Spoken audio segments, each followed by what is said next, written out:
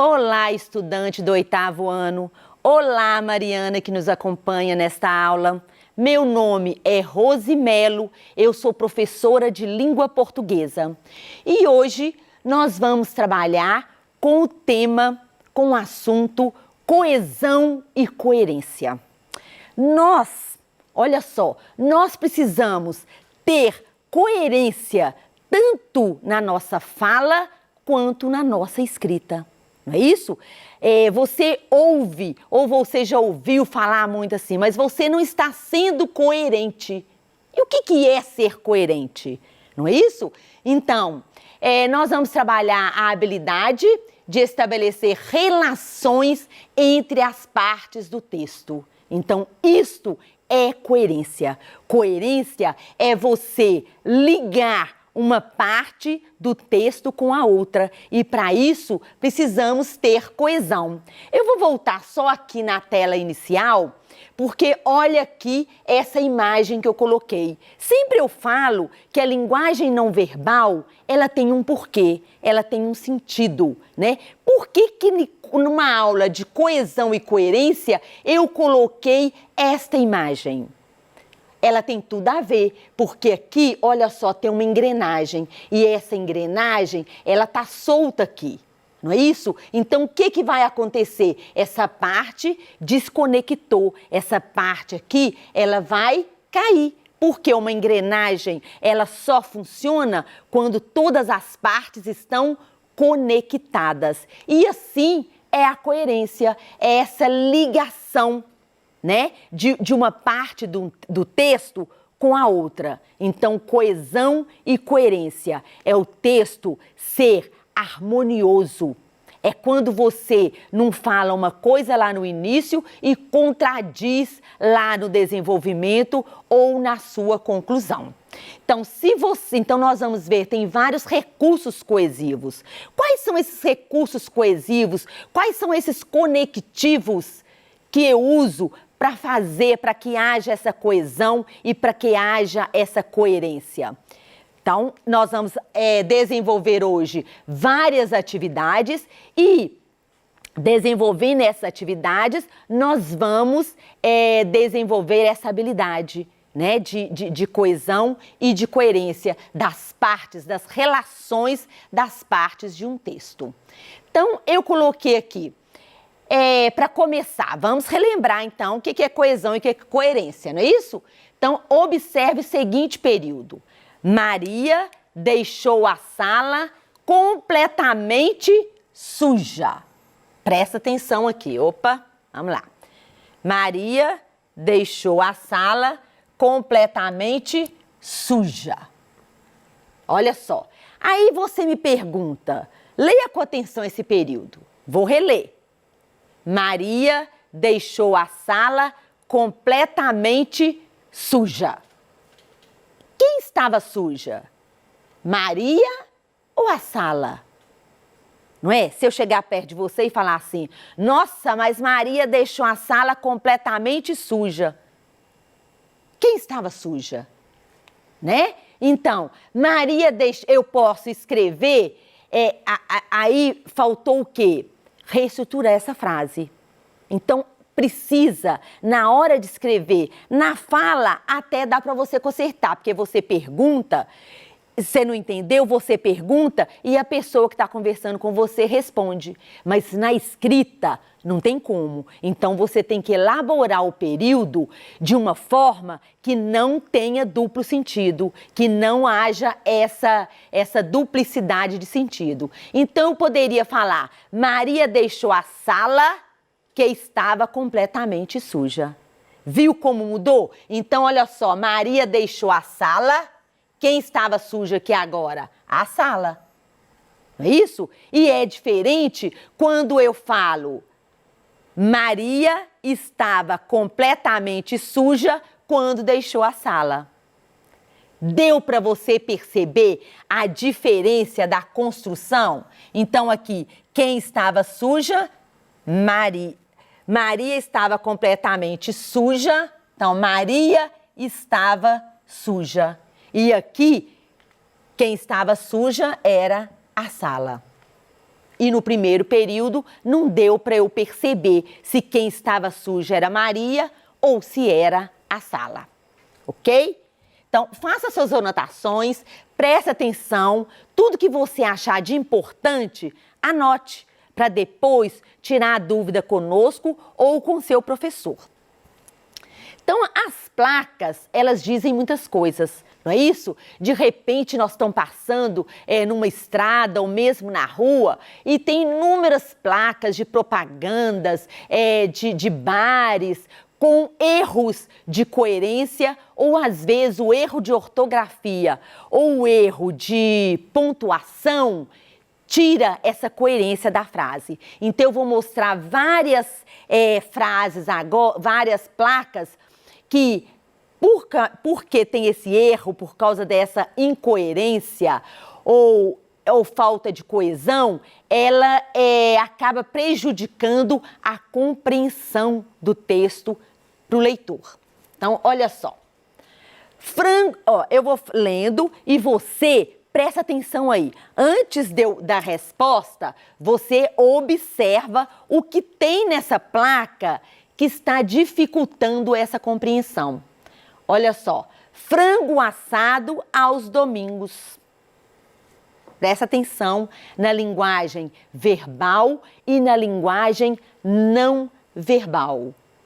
Tem uma placa aqui em cima, né? Tipo um banner, está escrito frango assado aos domingos. Descobriu aí qual é a incoerência?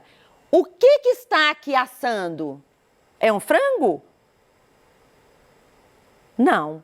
É o quê? É um leitão. Então, olha a incoerência da linguagem verbal com a linguagem não verbal. Tá? A placa diz uma coisa e a imagem aqui diz outra. Então, aqui teve uma incoerência. Você descobriu? Olha a próxima. Presta atenção. Leia aí. Merisvaldo, cabeleireiro,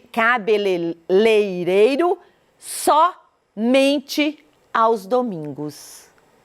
Onde que está a incoerência aí? Descobriu? Olha só como foi escrito a palavra aí mesmo, somente. Qual é o duplo sentido aqui? Onde está a incoerência? Você identificou? Você conseguiu identificar? Então, Merisvaldo é um cabeleireiro somente aos domingos. Ele só atende aos domingos? Ele é cabeleireiro somente aos domingos? Ou ele só é mentiroso aos domingos? Porque aqui, como que escreve a palavra somente? Está correta? Não, né? A palavra somente é junto. Eu escrevo somente. Então, a partir do momento que teve esse erro ortográfico aqui, somente nos deu um duplo sentido. Passou para o leitor um duplo sentido. Aqui tem uma incoerência. Quando o leitor passa e lê, aí fala, mas ele só é cabeleireiro, ele só atende aos domingos ou no domingo ele mente? Tá dando para você entender? Próxima. Cruzamento perigoso. Reduza a velocidade, use camisinha. Então, tá passando de carro numa estrada e encontra essa placa. Olha só, o vermelho aqui diz, para prestar atenção, olha só, usou a cor aqui para chamar a atenção do motorista. Cruzamento perigoso. Agora, olha o que vem embaixo. Então, tudo bem. Reduz a velocidade, porque tem um cruzamento perigoso. Mas embaixo tem, use camisinha. Onde está a incoerência? Anota aí para mim. Onde está a incoerência nessa placa? Identificou? Isso mesmo. Então, a incoerência está onde? Use camisinha. O que tem a ver use a camisinha com cruzamento perigoso e por isso tem que reduzir a velocidade? Deu para você notar a incoerência nessa placa? Então, a incoerência nós já vimos que ela acontece quando escreve uma palavra errada, quando a linguagem verbal não está relacionada com a linguagem não verbal. E aqui a incoerência está, colocou que use camisinha e não tem nada a ver com cruzamento ou com reduzir a velocidade. Então aqui é a incoerência dessa placa. Pintamos casas a domicílio. Olha só, onde está a incoerência dessa frase? Pintamos casas a domicílio. Precisava de colocar aqui a domicílio? Quando você fala pintamos casa, não pode ser na rua, não pode ser em outro lugar, não é isso? Tem que ser a domicílio, porque casa, domicílio. Então, aqui a incoerência está nessa, olha, né? Porque não tem o porquê colocar pintamos casas a domicílio. Então, aqui teve essa redundância, né? Não precisava de colocar. É a mesma coisa de eu falar assim, ah, eu vou subir para cima. Tem jeito de subir para baixo? E isso a gente ouve demais, não é isso? Eu vou descer para baixo. Aí teve essa redundância e a incoerência está aí. Então, na hora de falar, na oralidade ou na escrita, eu preciso prestar atenção nesses detalhes para não ser incoerente. Olha só, cão, cuidado, local com veneno para rato. Observe aí essa placa no jardim. Você chega no jardim e está lá, cão, cuidado, local com veneno para rato. Onde está a incoerência? Identificou? Já anotou aí para mim onde que está a incoerência? Então, olha só, vamos lá. Se está escrito aqui cão, cuidado, até aí tudo bem, né? Tem cão aí, um cão bravo, toma cuidado. Mas aí ele colocou local com veneno para rato. Olha só, o que tem a ver aqui, colocou, tem é cão ou é rato? Porque se tem cão, então como que vai pôr local com veneno para rato? Ele queria dar, a pessoa queria dar duas informações, então teria que ser o quê? Duas placas separadas. Outra coisa aqui, cão, cuidado, olha a duplicidade. Poderia falar assim, ele está falando para o cão? Cão, cuidado, local com veneno para rato.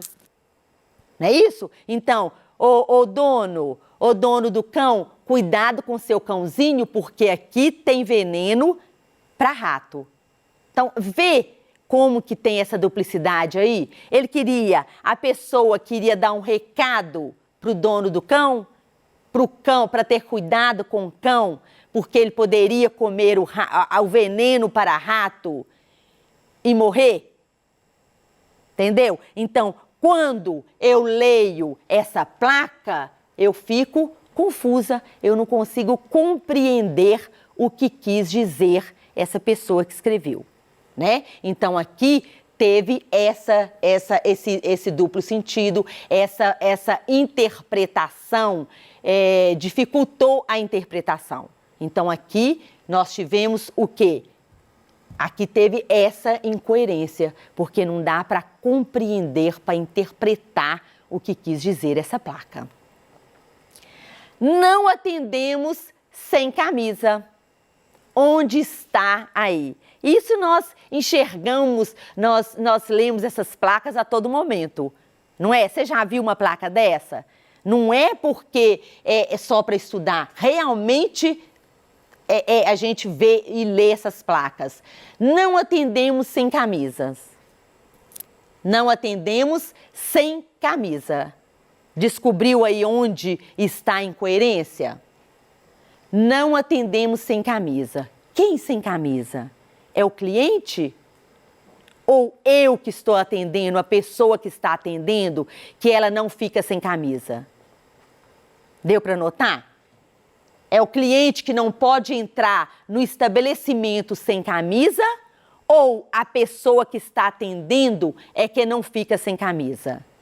Então aqui nós vimos o que aqui? A incoerência.